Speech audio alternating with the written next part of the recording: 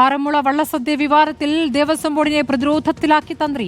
ആചാരലംഘനം അറിഞ്ഞത് ദേവസ്വം ബോർഡ് അയച്ച ഇമെയിൽ വഴിയാണെന്നാണ് തന്ത്രി വ്യക്തമാക്കിയത്. എന്നാൽ മന്ത്രി വി.എൻ. വാസവന് വീഴ്ചയില്ല എന്ന നിലപാടിലാണ് തിരുവിതാംകൂർ ദേവസ്വം ബോർഡ്. വിവാദത്തിൽ ഗൂഢാലോചനയുണ്ടെന്ന് പള്ളിയോടം സേവാ സംഘം ആരോപിച്ചു. ദേവന് നേദ്യം നൽകുന്നതിന് മുമ്പ് ഊട്ടുപുരയിൽ ദേവസ്വം മന്ത്രി വി.എൻ. വാസവന് സദ്യ വിളമ്പിയെന്നാണ് ആക്ഷേപമുയർന്നത്. ദേവസ്വം ബോർഡിന്റെ 2 കത്തുകൾക്ക് നൽകിയ മറുപടിയിലാണ് ആചാരലംഘനം നടന്നതായും പ്രശ്നക്രിയകൾ നടത്തണമെന്നും നിർദ്ദേശിച്ചതെന്ന് തന്ത്രി പരമേശ്വരൻ വാസുദേവൻ ഭട്ടത്തിരിപ്പാട് പറഞ്ഞു.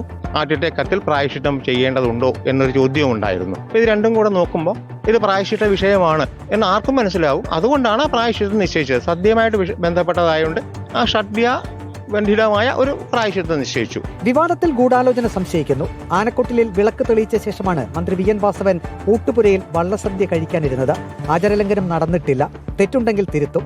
പള്ളിയോട സേവാസംഘം പ്രസിഡന്റ് കെ.വി. സാമ്പദേവൻ വ്യക്തമാക്കി. ഇങ്ങനെ ഒരു ലെറ്റർ കൊടുത്തതിനെ കുറിച്ചോ പള്ളിയോട സേവാസംഘത്തെ അറിയിക്കുകയോ മറ്റ് ഇതുമായി ബന്ധപ്പെട്ട ആളുകളെ അറിയിക്കുകയോ ഒന്നും ചെയ്തിട്ടില്ല. അപ്പൊ അവർ ഗൂഢാലോചന നടത്തിയാണ് ഈ കാര്യങ്ങൾ ചെയ്തതെന്ന് സംശയിക്കേണ്ടിയിരിക്കുന്നു. ആചാരലംഘനം നടന്നെന്ന് തന്ത്രി തന്നെ പറഞ്ഞതിനാൽ Aranmula Devaswom assistant commissioner, executive officer എന്നിവരുടെ റിപ്പോർട്ട് തേടിയതായി ബോർഡ് പ്രസിഡന്റ് പി.എസ്. പ്രശാന്ത് അറിയിച്ചു.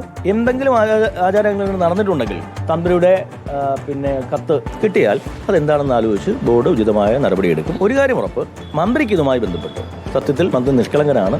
ആചാരലംഘനം നടന്നു എന്ന തന്ത്രിയുടെ കത്തിനെ തള്ളി CPIM പത്തനംതിട്ട ജില്ലാ കമ്മിറ്റിയും രംഗത്തെത്തി. സമയക്രമം പാലിച്ച ആചാരലംഘനമില്ലാതെയാണ് അഷ്ടമിരോഹിണി വള്ളസദ്യ നടത്തിയതെന്ന് CPIM ജില്ലാ കമ്മിറ്റി FB കുറിപ്പിലൂടെ വ്യക്തമാക്കി. റിപ്പോർട്ടർ, പത്തനംതിട്ട.